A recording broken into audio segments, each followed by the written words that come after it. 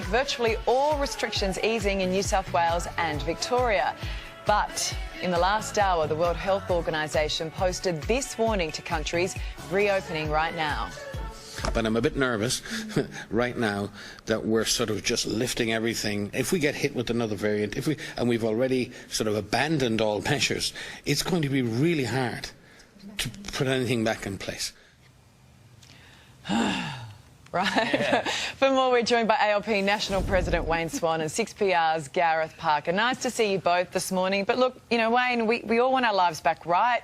But as the World Health Organization points out, there's still a risk that comes with that.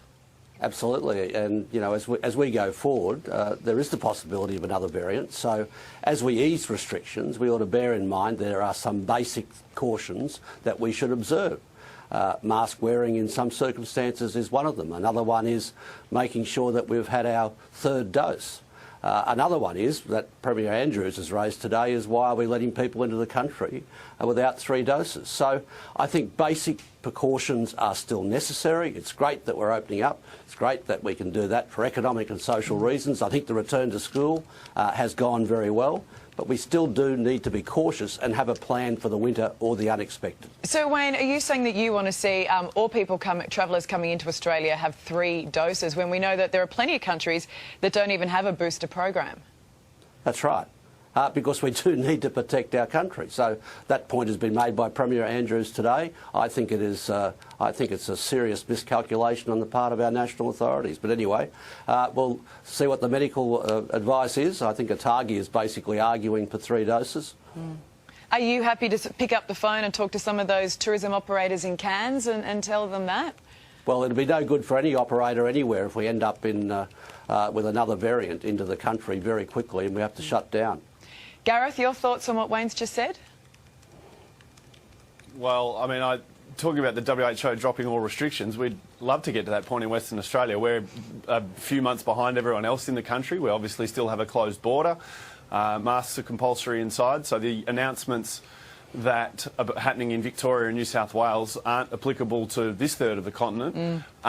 If there is another variant that emerges, then you adjust. I don't think you keep restrictions that aren't needed at a moment in time. I think you allow people to try and live as normally as possible. That's got to be the goal, doesn't it? And if the future changes, then you change your policy settings at the time. I don't agree with the WHO medical director that it's impossible to put things back on. It's not.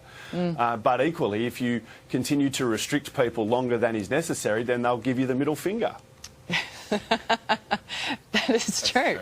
I mean, that's just saying it straight, isn't it? I mean, and it must be a very foreign conversation to you right now when you're still waiting for a decision on what's going to happen with your border.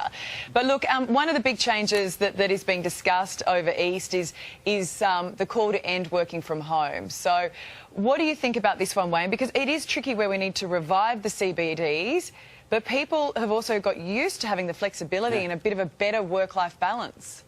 Sure, and I think this is going to be a matter that'll be negotiated and discussed at the office level, at the work site level. I think the genie's out of the bottle here.